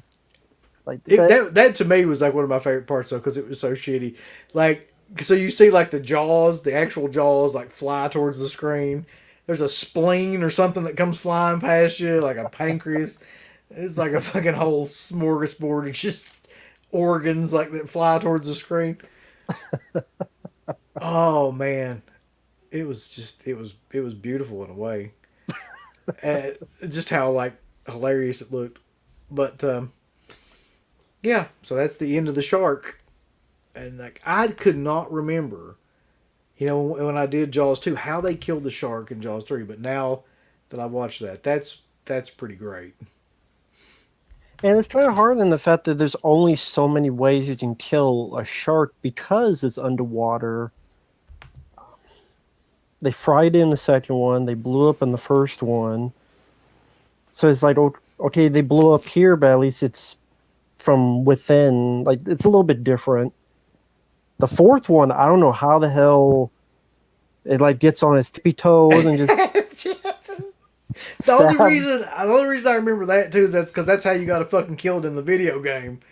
You gotta like shock it with that thing, and then it comes up out of the water, and then you hit it with the boat, whatever the broken. But you're right. Like, what the fuck? It depends like which version you see. Either it blows up some reason, Yeah. or just gets staffed in that one. But I still think my favorite part of Jaws 4 though is that part where Michael Caine gets out of the plane, and the shark is like right there, and he goes, "Oh shit!" and then he gets back and tries to get back in the plane. Michael Caine being that movie. Okay, there's a lot to unpack though, but that's basically the story of Jaws 3. So let me look at some of these here. Facebook user, sharks can't swim backwards. This happened twice in the movie. Yes, it did. Let's see. Cable 54 guy says it wasn't until a killer whale killed a trainer that the real truth about SeaWorld came out. I remember that too. When the trainer got killed and all that, and then you come to find out like that they'd all been abused and that kind of like elephants in the circus kind of have thing. you ever been to SeaWorld? No, I know. I've never been. It still exists, I think. I think it's in Florida. I don't know. I think it's still open. I'm not Somebody sure. can on here. And if anyone knows like how did it break down a lot or was it affected minuscule? Yeah, I mean, After most people that. shit on SeaWorld pretty bad nowadays. Facebook user, who I cannot see your names, so I apologize. The scene where the shark breaks the glass and the control room is flooded with water. It is. Like, it's Those damn 3D effects. pretty fucking killer. Flashflex says, "Hey guys, would you consider Michael Caine an action star?" No, but he does have a good scene in this film called The Island where he gets a 50 caliber and kills a bunch of pirates. Just like, Wasn't he in what's that other movie too where he's in it with? Is it Robert Duvall? Is he in that fucking movie? Where they're like secondhand lines? Is that the name of it? I think think you're right. Yeah, that sounds about right. Where they're basically playing like older action stars or whatever. Like they're Oh, okay. God. I mean they're not necessarily playing action stars, but they're older guys who are like I don't remember what their jobs were, but they're like action stars in the movie or whatever. Okay, I haven't seen it. But Michael Caine, man, he's been in a lot of like different types of movies. I mean, you're going from fucking Alfie to The Dark Knight to, I mean, a lot of Austin stuff. Powers 3. Yeah, exactly. Let's see. Oh yeah, and Get Carter too. He was in both versions. The shark's death was a recall to Jaws when the oxygen tank exploded. Yeah. Yeah, I guess the guy was the tank. Anyway, yeah, the grenade, yeah. Let's see. What Predominator? That's an interesting name. I like that name. Predminator would have Yeah, been good cool guy. if Roy followed the shark in a helicopter and blew him to bits and said, "Catch you later," and nod to Blue Thunder. That would, yeah. That's one reason he did Blue Thunder, so that to make sure they didn't call him That- for this movie. That's right, yeah. This is a good point. Jaws 3 was not Leah Thompson's worst film. 3 years later, she did Howard the Duck. I agree. Can we talk about Leah Thompson in this movie? Like, she's the biggest hoe in this movie. Like, all she does in the movie is try to fuck Sean, the younger brother. Brody kid. And They're doing the game with the hands. Yeah, the push stupid, off. like, what they're trying to, like, yeah. That's another thing, though, too. Like, we didn't really talk about this, but he's like Sean Brody in this movie has got like a fear of the water, and all fucking Leah Thompson's character does in this movie is try to get him in the water. He's like, no, a bunch of stuff happened to me when I was a kid, and I really don't want to get in the water. And then this bitch is like, I think I can help you with your fear of the water, and like starts getting into his pants, trying to convince him to get. It's like, Jesus Christ, woman! Like, he almost got eaten. He's got PTSD, and like, she's just all about, getting some dick inside a lagoon. And there was another scene where I did find it funny where Dennis Quaid and Bess Armstrong trying to make fun of them and like, you guys get any ID? And like steer the hell out of them. Oh yeah, yeah. And then later on, Sean's like, I was this close to making it. And Dennis Quaid's like, oh, were you this close? This close? Yeah. I mean, they're not bad. None of those actors are really bad in the movie. And that's honestly, again, why I personally, despite its 3D faults especially, I enjoy this more than Jaws 2 because I like the cast more than Jaws 2. I do Jaws too. 2, other than Roy Scheider, the cast kind of did nothing for me. I know it's got the kid who would be in Christine, but he didn't really do anything. And No, I mean, he's not. You're right. He's nothing really memorable in that movie. Actually, Leah Thompson. I mean, she does a fairly decent job in this movie, but she's just so annoying. I guess Howard the Duck is way, way worse than this. Let's see. When you need a shark killed, call Jason Statham. This is a good point too. The shark roars in Jaws: The Revenge. It does, yeah. I don't know why they felt the need to do that shit. So yeah, Ice Ice Boo says SeaWorld is nice in San Diego, so it does exist. He says he has season passes to it. I thought it did because I remember somebody talking about like one in Florida. Very nice. Let's see. Carolina Chupacabra says he went to SeaWorld in '93, and they had plexiglass shark tunnels that you could walk through. Fuck no. Not after watching this movie. I'm not walking through that. You imagine this, like, you saw like you're like walking through it, you see a shark like coming towards it. I'd shit my pants.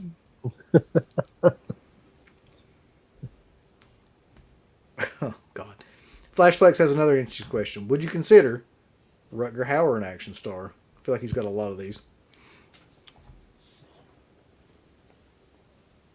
Yeah. Nighthawks, Blind Fury, Wanted Dead or Alive, where he goes up against Gene Simmons. And I personal favorite of mine has a bit of action, Split Second. Yep. So, yeah, I mean, Hobo with a Shotgun. I think that's an underrated there you go. movie too. Yeah, he's definitely an action star. Yeah. Scott says, Leah Thompson stripped down to her underwear in Jaws 3 and Howard the Duck. Yes. Yes, indeed. It's a lot more weird than Howard the Duck because it was a duck she was seducing, not Sean Brody.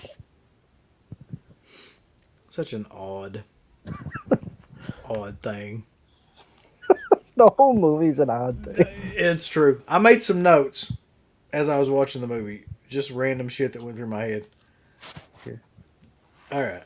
So, swimming backwards looks ridiculous. The shark swimming backwards. Lots of dubbing.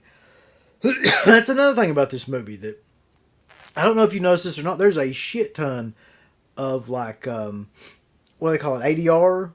Like if you go back and look at it, like tons of characters in the movie, their mouths don't move.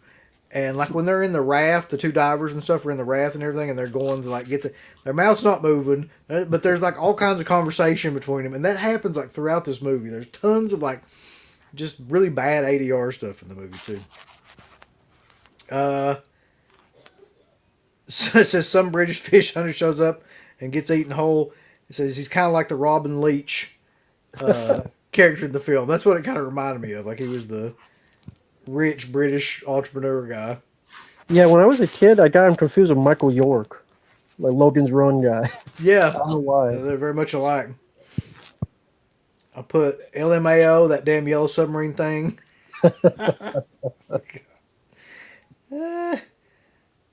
Both sons are in this? Question mark. Let's see. Leah Thompson and Sean Brody's the other son pushing on each other in the bar. Where they do the thing. I'm like, I guess that was struck me enough to be like, what the fuck is happening there? Oh, yeah. There's another thing, too. I don't know if you had this kind of happen to you, too, but I put watch an HD version because it's really dark in like certain scenes in the movie. Like, I don't know if you noticed that, too, but like on mine, when I tried to watch it on two different things, like on my laptop and on the TV just to see if I could see it any better. But on the scene, especially the scenes where like the British guy gets eaten and the scenes towards the end of the film where they're underwater and like the nephew or whatever gets eaten, they're really hard to see like what the fuck is going on. Like, I don't know if it was filmed that way to not like show the shark as much, but I mean, I just have the DVD and I didn't notice that, but I don't know if it's just I'm used to it because I saw it as a kid and I can't filter that out, but I haven't checked that out on HD. yeah, I noticed I could see it like a little bit better when I was like watching like the HD. Like okay. I could see clearer like some of the scenes like in the dark, but like you try to watch like a standard definition version, like it's pretty tough to tell what the fuck is going on during those scenes.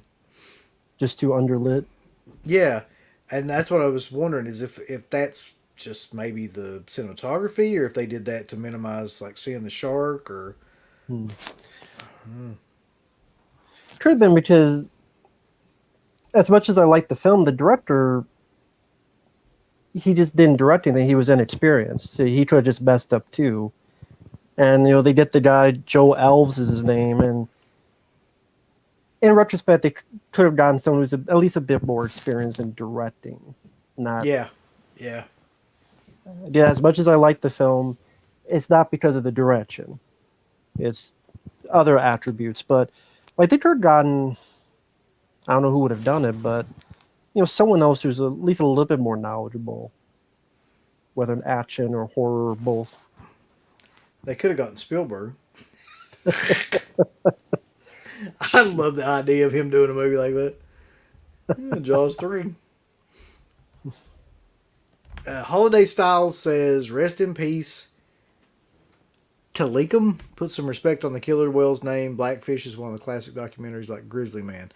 Keep playing with nature, you're going to get fucked up eventually. Yep. So I guess that was the killer whale from the SeaWorld that fucked everybody up. Let's see. So Mayor says he watched it on yesterday on Peacock and it was extremely grainy. Yeah, I mean that was kind of my experience too, trying to watch it on these streaming service on there.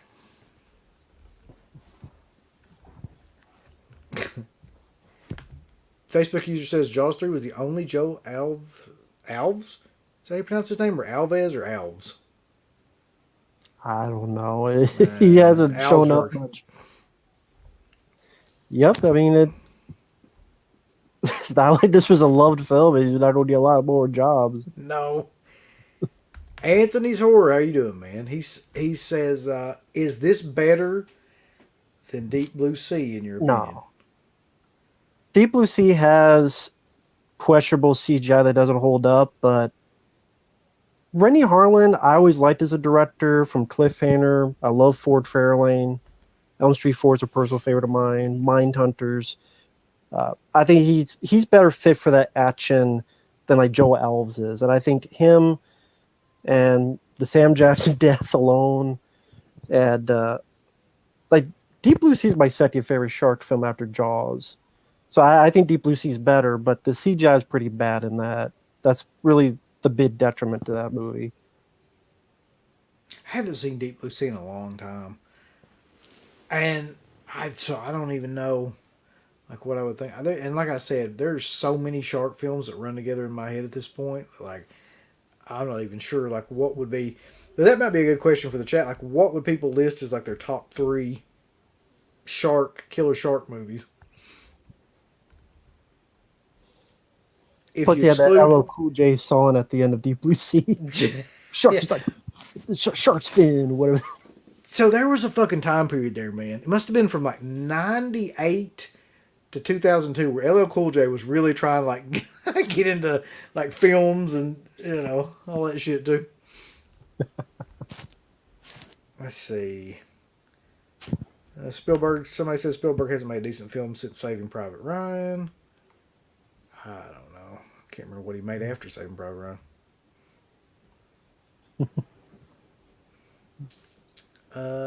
Jaws 3 is better than Jaws the Revenge. I certainly fucking hope so. The mayor wants to know when Jaws 3 is going to get a 4K release. We all want to know. I mean, Universal could do a 4K set. Maybe, I don't know. I mean, I've seen weirder movies do 4K. Flesh Eater. I mean, that's Vinegar Syndrome. That'd have fucking 4K. That he did, or did it? I don't know. Flesh Eater doesn't deserve anything. But no, I could see. Well, I've seen weirder films do 4K. I just don't know if Universal want to take the time, but they might. I mean, if they want money and people like sets, and I don't know. Yeah, I mean, there's movies nowadays that are getting 4K releases where I'm just like, how the fuck, like, how? I mean, I think I may have a couple of them over here that I just got because I got the package from Vinegar Syndrome, where I'm just like, how the fuck did this like even get put out? But then you got stuff like Jaws 3 that doesn't have, you know, a 4K release, but fucking Bill Heinzman's shitty old Flesh Eater movie that looks like it was made out in my backyard now has a 4K release. So that's God. It's very odd. All right, so let's see. AMBW channel says Jaws, Deep Blue Sea, and The Reef. You know, The Reef is actually one that's not talked about that much. I haven't seen that in forever. I remember it not being bad, though. It's not. It's actually fairly decent. Yeah. This is a good list, too. Jaws, Deep Blue Sea, and The Shallows. Definitely a good list. Jaws, Jaws 2, and The Shallows. Yep. I wouldn't like Shark Lake with Dolph Lundgren. That's right.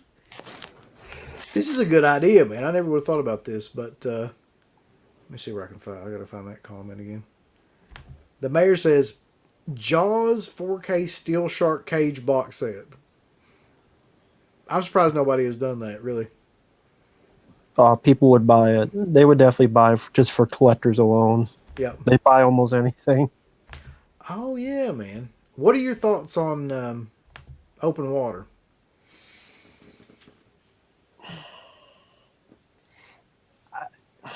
I guess I didn't mind it for what it was. It's been forever since I've seen it. I know the gist of it. It was interesting how it was filmed.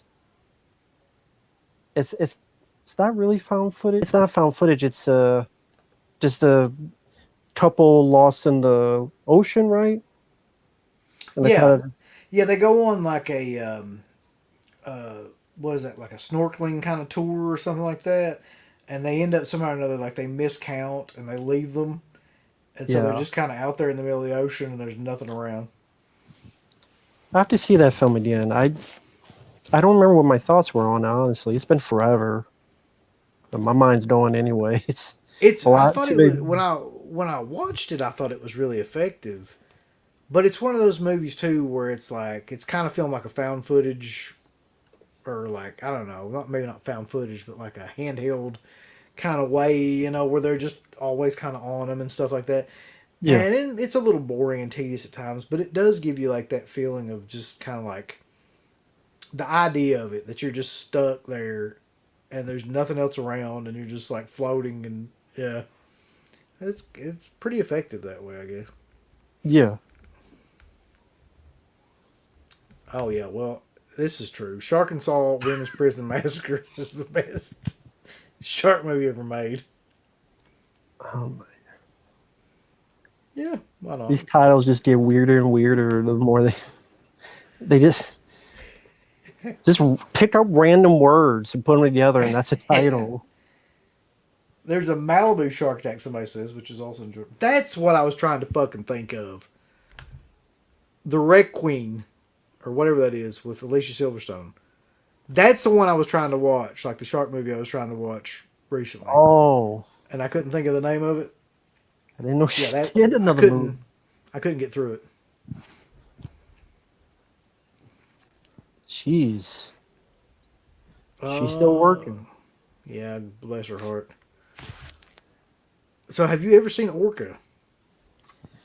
Yeah, I liked it for what it was. I thought it was kind of interesting that it was kind of a revenge movie, like very different type of movie than Jaws. I mean, the orca is pretty much the hero because his baby, what was the actor's name? It's an older actor's name. He was in it, and he's a whaler. They kill the mom, and as they're hoisting it up, the baby falls out and dies, and the mate sees it, and then it takes revenge. Like, that's a good version of Jaws of Revenge, really. I mean, Yeah. trying to remember the actor's name, but I do remember having fun with it as knowing that it's not realistic. I know it's not realistic. Richard Harris. Yeah. Somebody just And, posted that. Yeah. yeah. I enjoy movies like that, which are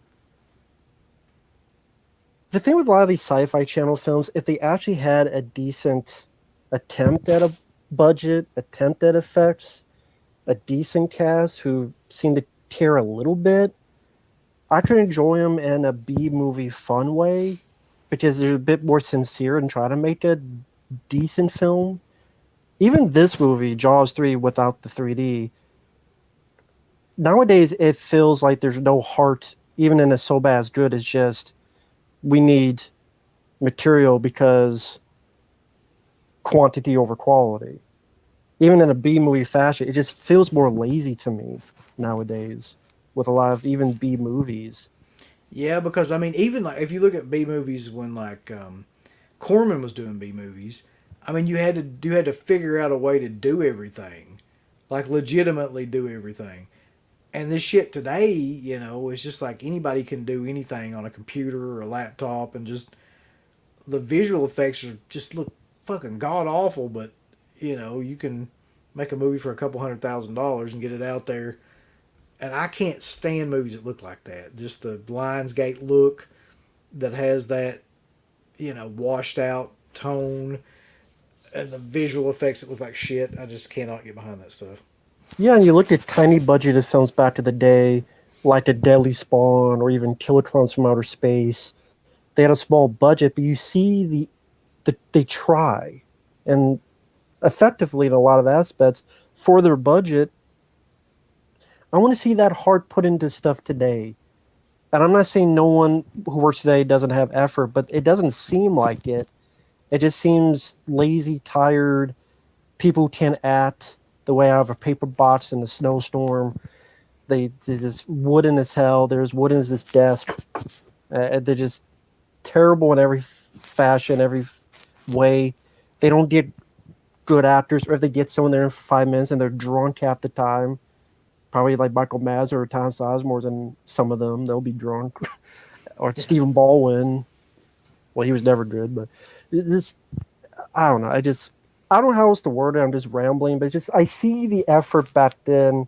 It's not just nostalgia. I actually see, like you were saying, they had to try to make it work in camera instead of we'll do it in post, and if it works, whatever. Yeah, I mean it has gotten a lot lazier because really nowadays, the only thing that people will spend money on are Marvel movies, remakes, or something like that. So the independent movies, that come out now, there doesn't seem to be a lot of heart to them because they know there's no chance of fucking hell that they're going to get them, in these big theater chains and stuff anyway. So it's not like back when they did Evil Dead when you actually had a chance, like where a movie like that, financed completely independently, could make somebody's entire career, or movies could get shown regionally and make somebody a career. There's people like Severin and Vinegar Syndrome release these goddamn box sets nowadays of people I've never heard of that were like local horror filmmakers that just made, like in Louisiana they made horror films, or in New York they made horror films, or wherever else, Wisconsin they made horror films, and Yeah, locally. even back then, you take like a slasher film. You've mentioned a Madman a lot. Yeah. You look at that, there's sincere, good cinematography, good lighting, good music. There's aspects that they try. They do a slash film nowadays, unless they try to go brutal and gore. There's no effort in anything else. I mean, look at the budget of the little new Halloween films, and they didn't lick my balls too. They they Yeah, I'm glad you said that. They can. I mean, I know a lot of people love them. To each their own. We all have different opinions. I have weird tastes as well, but I can't get behind those. They're either lazy, or they're just boring, or they just have even more annoying characters, or just remake what happened 10 times before, and there's no creativity. I like to see some creativity in it. Yeah, and bringing this all the way around full circle, I think that there is some creativity in Jaws 3. And I think they did a lot of shots in Jaws 3 that no other shark film before or since has really tried to do that much. And some of it actually worked. Like, I think that some of that shit is terrifying.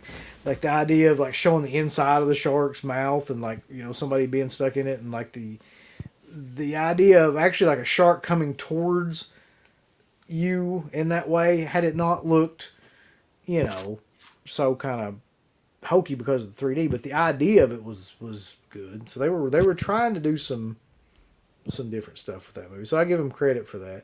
And like you said, and probably the most important thing is it's an entertaining fucking movie. I mean, it just is. It's crazy. It's out there, but I mean, all the actors in it are fairly good actors. Like, and they give, I don't know if their characters are great, but they give decent enough performances. Yeah, if you can't do, let's face it, a lot of movies don't have deep characters, but if you can at least have personality or charm or the it factor, that can carry a lot, even from a script that's not the best. Personality, charm, the it factor could carry a lot of weight, maybe even dead weight, to be carried through because of that. Yeah. And I think a lot of actors back then seemed to have a bit more than a lot of these actors now. That I think is some of them, not all, some of them based more on looks than that charm. Yeah. That's the thing about it, I guess, with Dennis Quaid. I don't know, regardless of whether or not he's coked up or not, he has a lot of charisma, and I think so does Frances McDormand in this movie. She's really killing it. All right, so let's see. Get to the last kind of round of some comments here. I'm not going to talk about Jurassic Shark. I'm just not going to do it. I can't believe that fucking exists. I can believe. I think this is pretty good. Facebook user. Only the original Jaws in the series has heart. Jaws 2 tried too hard to be like the first film. Jaws 3 and Jaws 4 were meant to be like a cash cow. I think that's fairly accurate. Yeah, Jaws 2 but definitely tried too hard to be like Jaws. I think Jaws 3 is a cash cow, but I do think there's still it's a cash cow with charm. I don't think Jaws 4 has anything other than dog shit. I can't wait to watch Jaws 4 again, by the way. I haven't seen that movie in forever either. Grand Theft Ruben writes and says, "Hi, Matt." Hello there, good guy Ruben. How you doing?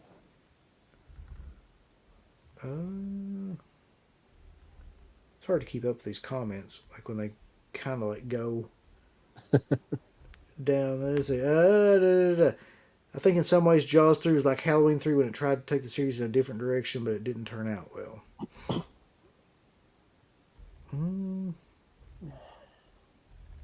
I don't know, because it still has a shark in it. Halloween 3 didn't have, unless you count the TV movie within the movie, didn't have Michael Myers at all. I mean, if it was like Halloween 3, it would be like, I don't know, Roy Scheider was on Amity and dealt with the mob. And all that was to say was Amity Island. It's like, okay, it's the same characters. Yeah, it's like I'm going to be honest with you. Like, I think in Jaws 4, they tried to bring back that original storyline, and that fucking sucked ass. Like, so I don't know if maybe taking it in a different direction wouldn't have been a good idea. If Jaws 4 is any indication of like what would happen when they go back to the original story. I agree with that. I'm not sure if Cable 54, if you're saying, okay, this is a good thing or a bad thing. Halloween Kills made all kinds of money while nobody went and watched Last Night in Soho. Yeah, and that's a goddamn travesty is what that is. Because nostalgia, not just nostalgia, but name recognition sells a lot. I mean, not just Last Night in Soho, but a lot of movies. A film I've mentioned I like is Malignant, and I think James Wan tried to do something different, not just another haunted house movie. No one saw that movie either. That's a lot of movies today. It's just when the one time I was with you guys and went through the top 10 of a year, and it was Disney, Marvel, remakes, name recognition sells, and nostalgia, because that name recognition sells, that's the primary moneymaker. Just is. I think so too.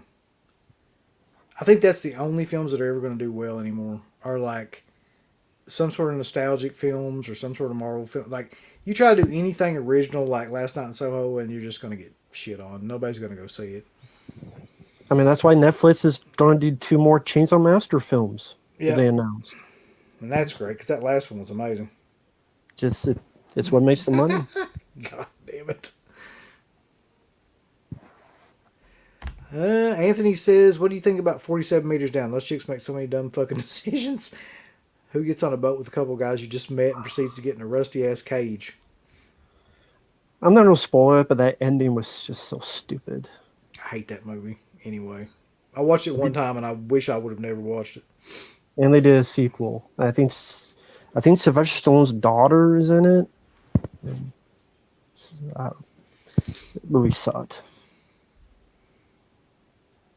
There's some big battle about Michelle Yeoh on here, but I ain't going to get into that shit. This basically sums it up. He says he remembers going to see The Hateful Eight and was surrounded by 4 people while in the theater. Zootopia was packed with kids 20 and up. It was embarrassing. Yeah, I mean, that's kind of the way things are. Although, I'll tell you this much: Zootopia is a fucking kick-ass film. I've had to watch it a million times. It's not a bad film, but I get where you're coming with that comment, and that is a true statement. All right, I feel like this could never ever end. Like these comments just keep coming, but we've got to end it at some point, though. So, any final thoughts on Jaws 3? I mean, to me, I'm gonna actually, I don't know, man. Like, I kind of put this movie above Jaws 2.